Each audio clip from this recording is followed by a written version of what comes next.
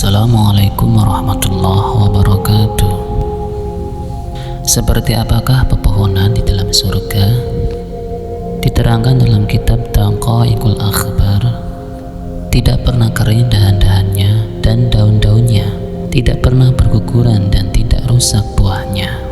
Sesungguhnya pohon yang paling besar di surga adalah pohon tuba, yang akarnya terbuat dari intan, batangnya dari yakut, dahannya dari zamrud, dan daun-daunnya dari sutra yang halus. Pohon ini memiliki 70.000 cabang. Setiap cabang itu menyentuh arsy, dan lebih rendah-rendahnya cabang itu berada di langit dunia.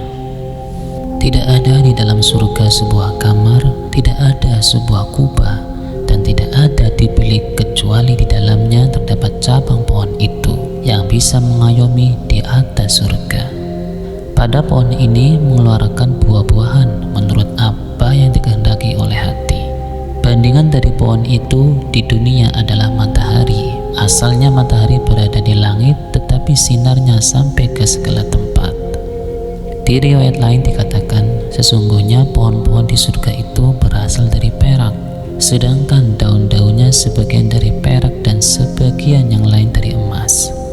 Kalau sekiranya batang pohon itu dari perak, maka akar-akarnya dari emas. Pohon-pepohonan di dunia akarnya di bumi dan cabang-cabangnya berada di udara. Karena sesungguhnya dunia ini adalah tempat yang fana atau rusak. Akan tetapi pohon-pepohonan yang terdapat di surga tidaklah demikian. Akan tetapi akarnya di udara dan cabang-cabangnya di bumi. Sebagaimana firman Allah Subhanahu wa taala dalam Quran surat Al-Haqqah, Bismillahirrahmanirrahim. Qutufuha daniyatun kulu washrabu hani'an bima aslaftum fil ayyamil khaliyah. Buah-buahnya dekat, makan dan minumlah dengan sedap disebabkan amal yang telah kamu kerjakan pada hari-hari yang telah lalu. Kemudian debu tanah di surga itu dari minyak misik, ambar, dan kafur, dan sungai-sungainya terdiri dari susu, madu, arak, dan air yang sangat jernih. Apabila angin bertiup menerpa dedaunan pohon surga, maka bersentuhlah antara daun satu dengan daun yang lainnya, sehingga menimbulkan suara yang sangat indah atau merdu. Dan suara seindah itu belum pernah didengar di alam dunia ini. Diriwayatkan, dikatakan sesungguhnya di dalam surga terdapat suatu pohon yang bagian atasnya keluar perhiasan dan pada bagian bawahnya keluar kuda yang memiliki sayap yang diberi pelana, yang dikendalikan, yang ditaburi dengan intan dan yakut. Kuda tersebut tidak pernah mengeluarkan kotoran dan tidak pernah buang air kecil. Adapun yang menaiki kuda itu adalah para wali Allah Subhanahu wa taala, dan kuda ini akan membawa terbang para waliullah tersebut ke surga.